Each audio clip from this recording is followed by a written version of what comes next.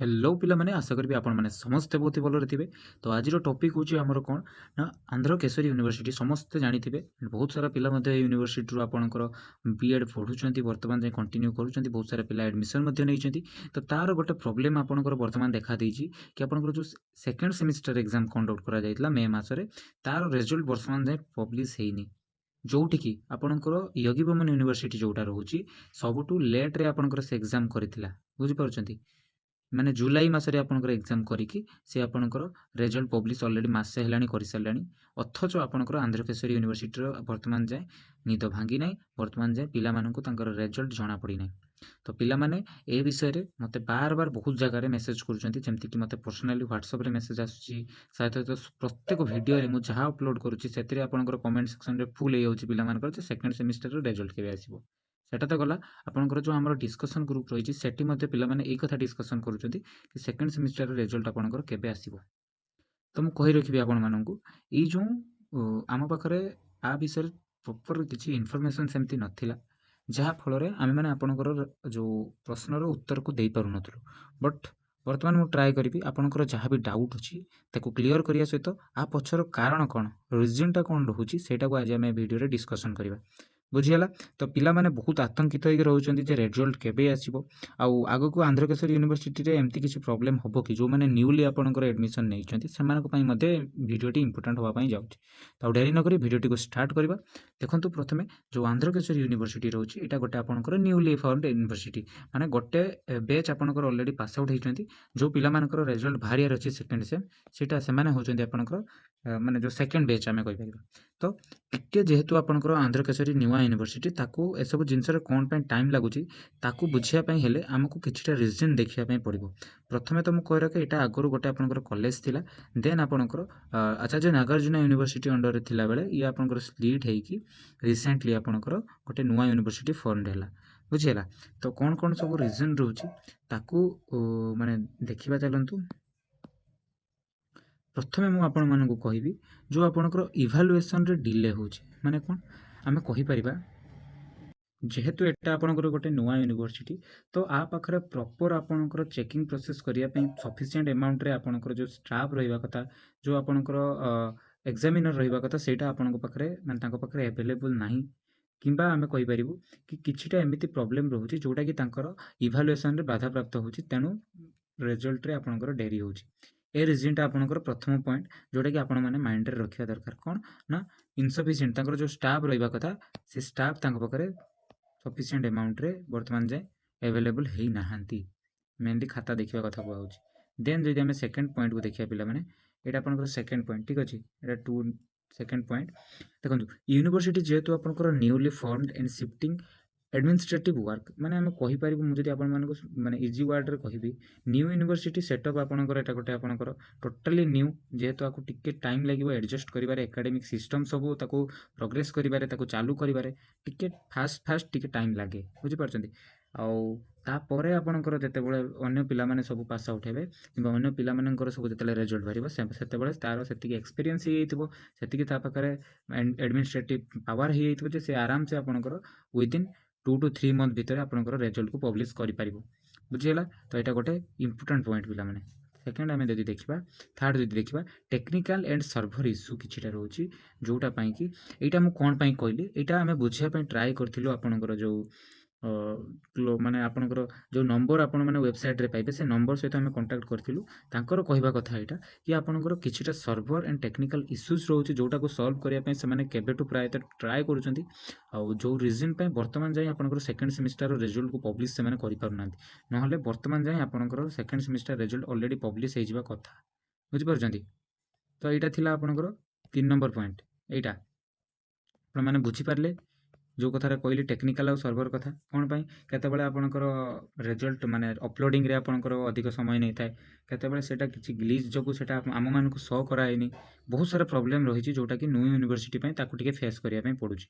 Then जदि आमे देखिबा pending of practical marks pending of practical marks कौन पिला माने मु जदि आपण मान को कहबी देखंतु किछि कॉलेज थाए एमिति जो माने कि कोन करंती पिला मानकर तांकर इंटरनल और प्रैक्टिकल मार्क को ऑन टाइम इन टाइम रे आपणकर यूनिवर्सिटी पाखकू देई न थांती।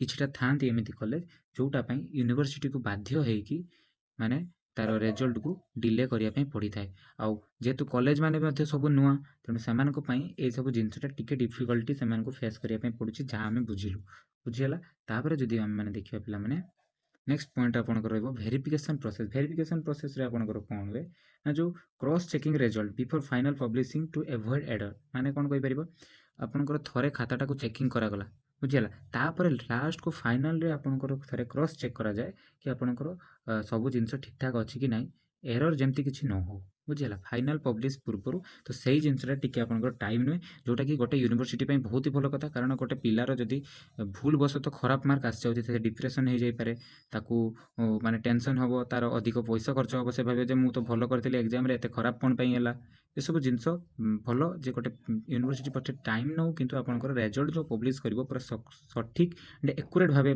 पब्लिश करू किछि सेतरे एरर न देखा जाऊ एटा गला गोटे कथा पिला माने तो वर्तमान मु कथा हबी तो ए सब जिंस तो आपनकर रहिला जे माने कोन कोन तार रीजन सेमति आमे कहि परिबा केतेको कॉलेज मध्ये मार्क्स अपलोड करि नथिबारु रिजल्ट पब्लिश होई पारे नाही या ऑफिशियल रीजन मध्ये होई पारे बुझि परछंती किछिटा कॉलेज एमती रहउछंती जो माने कि ए जो इंटरनल मार्क हो किबा प्रैक्टिकल मार्क आमे कहिले तार मार्क सब आपनकर ताको गोटे अछि तांकर वेबसाइट रे से अनुसार सेमनको पब्लिश करिया पई पड़ी थाए बट से माने सेटा को अपलोड करि नथिबारु ए सब जिंस रे आपनकर डिले हुए आ विरुद्ध रे यूनिवर्सिटी को कठोर कार्यानुष्ठान नबा दरकार किबा स्ट्रिक्ट गाइडलाइन मध्ये प्रिपेयर करिया दरकार जे तमे टाइमली आपनको इंटरनल मार्क हो किबा प्रैक्टिकल मार्क ताको प्रोवाइड करो किबा अपलोड करो किंतु से जिंसटा देखा देउ नाही जोटा आमे बुझीबा पई पाइलु बुझिला देन मु जदि आपन मानु कहबी पिला माने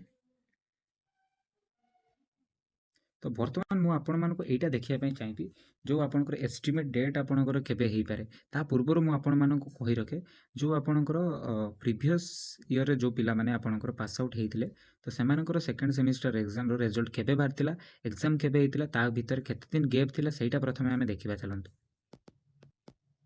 देखो पिला माने एटा होची आपनकर प्रीवियस ईयर जो पिला माने देइथिले से माने नवेम्बर मंथ रे आपनकर एग्जाम को देइथिले 11 12 13 14 चार दिन आपनकर हेइथिला तांकर एग्जाम कंडक्ट करा जाइथिला एंड आपनकर जो डेट टी पब्लिश हेइथिला सेटा होची 5 10 2024 24 मसिया रे आपनकर जानि परथिबे आपन माने नवेम्बर मास रे फर्स्ट सेमिस्टर एग्जाम कंडक्ट करा गला तार रिजल्ट डेट केबे थिला सेटा मध्ये मु आपन मानको कहया पई चाहिबी माने जो एई कंडक्ट करा गरार आपनकर रिजल्ट डेट थिला मार्च मास 27 तारिख बुझी पार्छन्ती मु लिखि दउची एटी आपनकर मार्च 27 माने केते दिन भितरे आपनकर रिजल्ट पब्लिश हला देखंतु नवंबर रे आपनकर नवंबर रे आपनकर एग्जाम कंडक्ट करा गला तापरे डिसेंबर जनवरी फेब्रुआरी मार्च माने ता भितरे आपनकर 3 रु 4 मास आपनकर गैप रहिला तापर आपनकर एग्जाम टी को तार रिजल्ट टी को पब्लिश कर दिया गला बुझियला एटा होची सेकंड सेमिस्टर कथा मु कहूची एटी ऊपर लिखा आइची सेकंड सेमिस्टर कथा देन देखिबा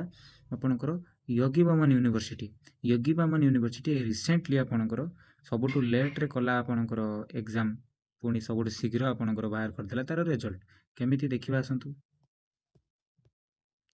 एटा होची योगी बामन यूनिवर्सिटी रो सेकंड सेमिस्टर रो तार जो टाइम टेबल बाहरी थिला आपनकर देखिथिबे sociological foundation of education learning teaching ए सब जिंस आपन रहउची स्टार्टिंग डेट आपनकर केबे रहला ना 2/7/2025 2/7 माने आपनकर जुलाई मास रे आपनकर एग्जाम करा गला एंड जदि मु आपन कहिबी तार रिजल्ट केबे बाहरला ए रिसेंटली गोटे मास पूर्वरु माने अक्टोबर मास आपनकर 6 तारिख रे आपनकर रिजल्ट टी पब्लिश हला वेबसाइट रे आसिला ओ पिला माने मध्य बहुत भलो नंबर स्कोर करथिले माने हम कहि परिबा जुलाई रु आपनकर अगस्त टू सेप्टेम्बर अक्टोबर माने 3 मास भितरे आपनकर खाता चेकिंग हला ताको क्रॉस चेकिंग हला तार अपलोड हला मार्क सब कॉलेज रु इंटरनल मार्क तार प्रैक्टिकल मार्क मध्ये पिला मानकर ऐड हला देन फाइनल रिजल्ट मध्ये 3 मास भितरे पब्लिश कर देला योगी बामन यूनिवर्सिटी भाबी परछन्ती पिला माने तो बहुत ही भलो जेहेतु एटा पुराना यूनिवर्सिटी तो तार रिजल्ट बहुत जल्दी पब्लिश हो गला किंतु पिला माने गोटे विषय मु एचे बुझी पानी आपनकर एएनयू रो मध्ये वर्तमान जाय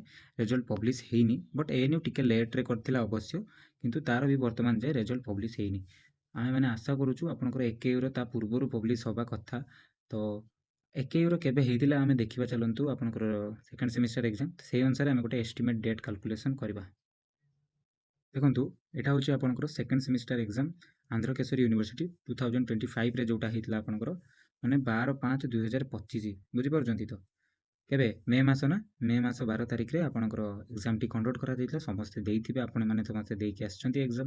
ତ ଆପଣମାନଙ୍କୁ ଏ ବିଷୟରେ ବେଶୀ କିଛି କହିବିନି। ତ ଆମେ ଆଶା କରିପାରେ କି 3ରୁ 4 ମାସ ଭିତରେ ଆପଣଙ୍କର ଏକ୍ଜାମର ରେଜଲ୍ଟ ବାହାରିବା କଥା। ଯେହେତୁ ମେ ମାସରେ କଣ୍ଡକ୍ଟ କରାହେଇଛି, ଦେନ୍ ମେ ପରେ ଆପଣଙ୍କର ଜୁନ୍, ଜୁନ୍‌ରୁ ଜୁଲାଇ, ଜୁଲାଇରୁ ଅଗଷ୍ଟ, ଅତି ବେଶୀରେ ଆପଣଙ୍କର ସେପ୍ଟେମ୍ବର ସୁଦ୍ଧା ଆପଣଙ୍କର ରେଜଲ୍ଟ ବାହାରିବା କଥା। ବଟ୍ ବର୍ତ୍ତମାନ ଯାଏଁ ଆପଣଙ୍କର ଅକ୍ଟୋବର ସରିବା ଉପରେ, ନଭେମ୍ବର ଆସିଲାଣି, କିନ୍ତୁ ବର୍ତ୍ତମାନ ଯାଏଁ ଆପଣଙ୍କର ରେଜଲ୍ଟର କିଛି ଠିକ୍ ଠିକଣା ନାହିଁ। ବୁଝିପାରୁଛନ୍ତି?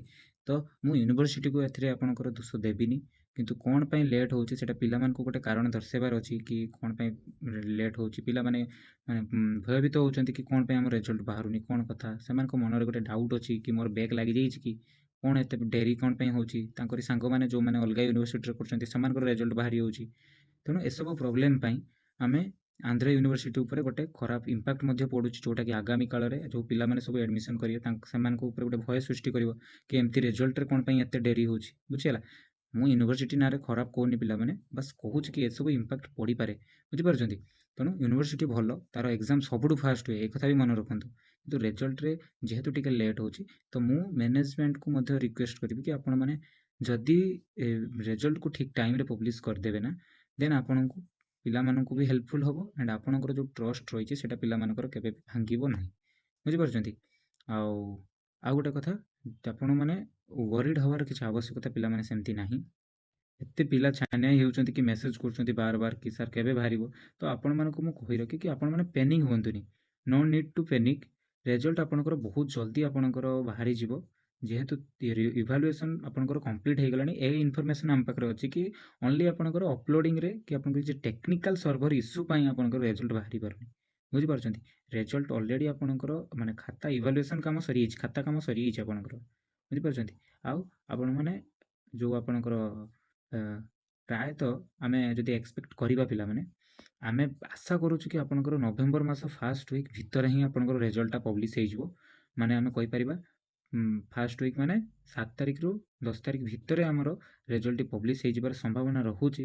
କାରଣ ଯେଉଁ ଟେକ୍ନିକାଲ୍ ଗ୍ଲିଚ୍ ଏଟା ତ କେତେ ଦିନ ରହିବ କ'ଣ କଥା ଏଟା ଆମେ କହିପାରିବୁନି, ବଟ୍ ଗୋଟେ ଏଷ୍ଟିମେଟ୍ ଡେଟ୍ କହିପାରିବା କି ଫାର୍ଷ୍ଟ ୱିକ୍ ଭିତରେ ଆପଣଙ୍କର ହେଇଯିବା କଥା। ବୁଝିପାରୁଛନ୍ତି? ଆଉ ୟୁନିଭର୍ସିଟି ସାଇଡ଼୍ରୁ ଯେଉଁ ରେଜଲ୍ଟ ପ୍ରିପାରେସନ୍‌ର ଅଲମୋଷ୍ଟ କମ୍ପ୍ଲିଟ୍‌ର ନ୍ୟୁଜ୍ ମଧ୍ୟ ଆମ ପାଖକୁ ଆସିଛି। ତ ନେକ୍ସଟ ଫ୍ୟୁ ଡେଜ୍ ଭିତରେ ଆପଣଙ୍କର ରେଜଲ୍ଟ ରିଲିଜ୍ ହେଇଯିବ। ବୁଝିହେଲା? ତ ଆଉ ଗୋଟେ କଥା, ପେନିକ୍ ହେବାର କିଛି ବି ଆବଶ୍ୟକତା ନାହିଁ ପିଲାମାନେ। ୟୁନିଭର୍ସିଟି ଯେତେ ଶୀଘ୍ର ରେଜଲ୍ଟ ଅପଲୋଡ଼ କରିବ, ଆମ ଚ୍ୟାନେଲ୍‌ରେ ଆପଣମାନଙ୍କୁ ଅପଡ଼େଟ୍ ଦେଇ ଦିଆଯିବ। So stay connected. ଆପଣମାନେ ଟେଲିଗ୍ରାମ୍ ଚ୍ୟାନେଲ୍ ଯଦି ଜଏନ୍ କରିନାହାନ୍ତି, ଜଏନ୍ କରିଦେବେ। ସେଇଠି ମୁଁ ଆପଣଙ୍କୁ ଇନଫର୍ମେସନ୍ ଦେଇଦେବି। ଆଉ ଯଦି ଚ୍ୟାନେଲ୍‌କୁ ସବସ୍କ୍ରାଇବ୍ କରିନାହାନ୍ତି, ସବସ୍କ୍ରାଇବ୍ କରିବେ। ନୋଟିଫିକେସନ୍‌କୁ ଅନ୍ କରନ୍ତୁ, ଯେମିତି ସବୁ ରେଜଲ୍ଟ ଯାହା ରିଲିଜ୍ ହେବ ଫାଷ୍ଟ ଆପଣମାନେ ଅପଡ଼େଟ୍ ପାଇପାରିବେ। ବୁଝିହେଉଛି? ଆଉ ଗୋଟେ କଥା ପିଲାମାନେ, ନିଜର ଏକ୍ଜାମ୍‌କୁ ଆପଣଙ୍କର ଫୋର୍ଥ ସେମିଷ୍ଟର ଏକ୍ଜାମ୍ ଅଛି, ତାକୁ ମଧ୍ୟ ପ୍ରିପେୟାର ବର୍ତ୍ତମାନଠୁ ଲାଗି ପଡ଼ନ୍ତୁ, ଯେମିତି କମ୍ପ୍ଲିଟ୍ ହେଇଯିବ। CTET, OTET, OSTET ଏକ୍ଜାମ୍ ଆଗକୁ ମଧ୍ୟ ଆସୁଛି। ବୁଝିପାରୁଛନ୍ତି? ସେହି ଅନୁସାରେ ନିଜକୁ ଲାଗି ପଡ଼ନ୍ତୁ। ରେଜଲ୍ଟ ଯେବେ ବାହାରିବା କଥା ବାହାରିବ। ଏତେ ୱରିଡ୍ ହେବାର କିଛି ଆବଶ୍ୟକତା ନାହିଁ।